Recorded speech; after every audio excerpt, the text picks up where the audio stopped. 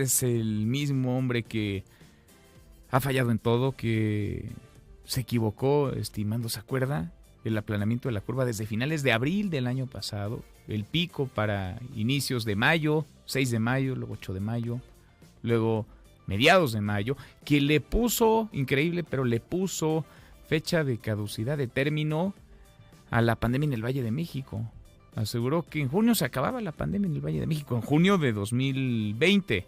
El mismo hombre que en sus pronósticos, en sus cálculos, habló de 6,000 muertes, luego de 8,000, de 12,500, de 30,000, e incluso dijo un escenario muy catastrófico que podía llegar a 60,000. Y México supera las 200,000 muertes, sigue lavándose las manos y sigue achacando su responsabilidad, que la tiene indudablemente, no es el único, pero él es uno de los principales, si no es que el principal responsable, a los medios de comunicación. Le agradezco mucho a la doctora Lauriane Ximénez Fibi, jefa del Laboratorio de Genética Molecular de la UNAM, doctora por Harvard, que platique con nosotros esta tarde. Gracias, doctora, ¿cómo estás? ¿Qué tal? Muy buenas tardes, Manuel. Muy bien, gracias. Gusto en saludarte, como siempre. 200,000 personas fallecidas, doctora, en la cifra oficial. ¿Qué te dice este dato, esta cifra?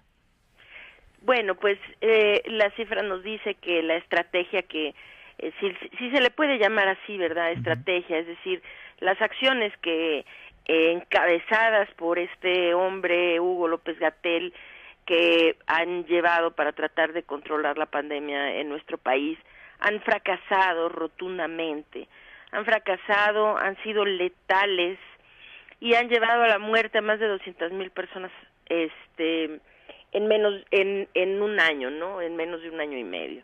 Es realmente lamentable. Yo creo que desde ayer, al igual que muchos otros mexicanos, estamos pues muy molestos por estas declaraciones que hace, ¿no? Dice que los medios de comunicación están enfocándose solo en el lado más triste. Me gustaría mucho preguntarle al doctor López-Gatell qué otro lado le ve, si no lado triste a la pandemia.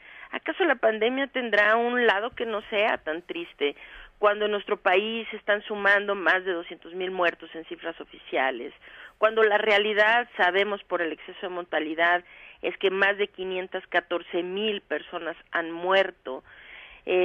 No sé si él sí le encuentre un lado que sea menos triste, ¿verdad? Me parece que es una muestra de tener no solo poco valentía, sino de tener poca vergüenza y ser una persona realmente muy descarada. Utilizar reiteradamente estas muletillas, ¿no? Como que decirle, él, igual que el señor presidente, utilizan esta muletilla de se está lucrando con la tristeza y el dolor de la gente. O sea, nadie está lucrando con el dolor de la gente. Uno está señalando el dolor de la gente, dolor que ellos, por la estrategia sentada para el control de la pandemia, han generado. Es decir, que estas vidas se han perdido a causa directa, por consecuencia directa de sus decisiones y de sus acciones. Y todavía creen que tienen autoridad moral para decirle a los medios de comunicación que están lucrando con la tristeza de la gente.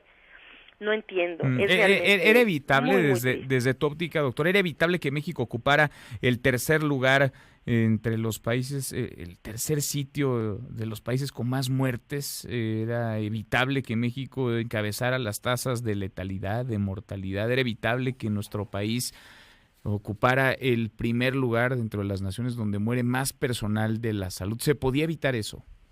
Desde luego, todo lo que ha acontecido durante la pandemia ha sido evitable. Todo lo que acontece, nada de eso estaba predestinado, predeterminado, o de alguna manera no los merecíamos, o las características de nuestras poblaciones eran tales que no había forma de evitarlo. Todo era evitable y todo ha sido consecuencia directa de las acciones que se han tomado para tratar de controlar la crisis.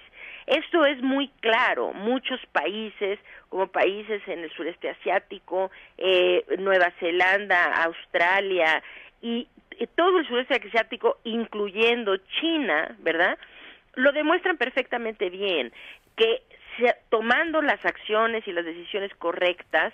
El problema de la pandemia, que si bien está en todo el mundo, no en todo el mundo ha azotado de la misma forma, ni ha tenido las mismas consecuencias letales, ¿verdad? Entonces, lo que México está viviendo es lo mismo que Brasil. Lo que Brasil y México están viviendo en términos del número de muertes, de la pérdida de vida, del sufrimiento, de el colapso de los sistemas de salud, como ahorita lo tiene Brasil, todo esto es consecuencia de las decisiones gubernamentales. No es culpa de la gente, no es culpa de la obesidad, no es culpa de que no hicieron caso, no.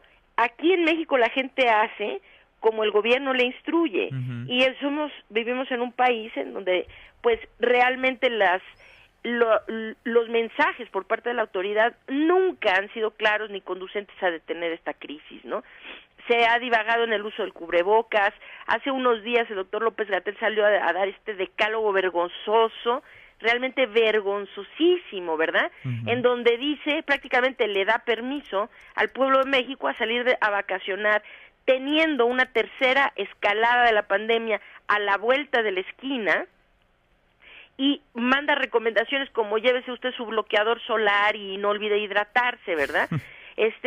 No es culpa de la gente, es culpa de las acciones que han tomado, que desde luego todo esto era evitable. Tú lo has descrito muy bien, doctora, en tu libro Un daño irreparable, la criminal gestión de la pandemia, y llevamos platicando un año prácticamente contigo con frecuencia en este espacio. Me detengo en algunas frases, en algunas afirmaciones, en algunas palabras del subsecretario de Salud, Hugo López-Gatell, para poder dimensionar el tamaño de responsabilidad del encargado, que sigue siéndolo, en la gestión y el manejo de la pandemia. Él dijo en febrero del año pasado, el 11 de febrero, dijo que el COVID sería menos mortal que la influenza. Aseguró que no sería necesario tener hospitales especiales para su tratamiento. Ya sabemos hoy que hay cientos de hospitales en nuestro país reconvertidos. Aseguró el 29 de febrero que era el coronavirus indistinguible de un catarro, y comenzó su batalla contra el cubrebocas el 2 de marzo, asegurando que no servía. Para el 24 de marzo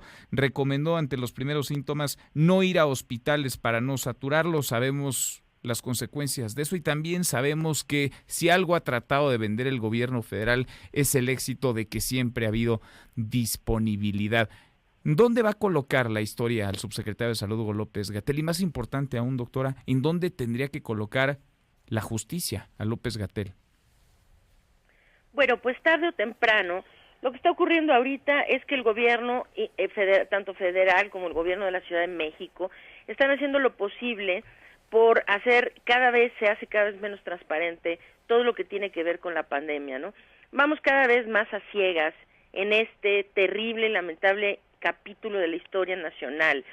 Ahora no hay bases de datos abiertos para vacunación, vamos a ciegas. No se buscan a las variantes del virus, no sabemos entonces en dónde están, cuál es su prevalencia, cuáles son las que están en qué partes de la República, vamos a ciegas, ¿no? Ahora ya no hay disponible para hacer estudios independientes los datos de exceso de mortalidad, vamos a ciegas. Se sigue sin hacer suficientes pruebas.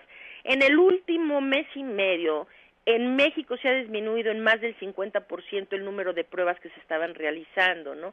Y ahora no hablan de eso, pero pues seguimos a ciegas. Entonces, bueno, la historia tarde o temprano se va a saber la dimensión de la catástrofe que en México ha azotado debido a las decisiones que han sido guiadas por el subsecretario Hugo López-Gatell a nivel federal.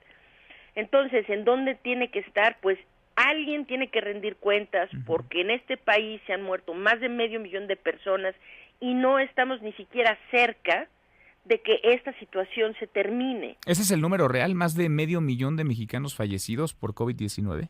La estadística al día de ayer, con los 200,211 que se reportaban en cifras oficiales, el exceso de mortalidad nos indica es que esta cifra debe ser multiplicada por un factor de 2.57 para obtener la cifra real de personas fallecidas por COVID-19 en nuestro país. Quiere decir que al día de ayer la estimación Ahora ya no lo sabemos porque desde el 31 de diciembre han dejado de publicar este dato, pero con la última estimación son 14.542 personas fallecidas. Esto es la estimación del número real de personas fallecidas en nuestro país, sí. Qué horror, qué número, y detrás de cada uno de estos números, de estos datos, de estas cifras, hay una historia de vida, hay sueños, hay una familia que le llora a un ser querido. Doctora, gracias, muchas gracias como siempre por platicar con nosotros.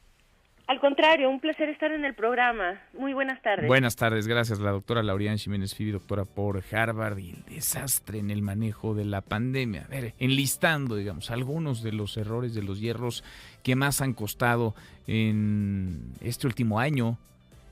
Cortesía, claro, del subsecretario López-Gatell. El 20 de abril decretó el aplanamiento de la curva.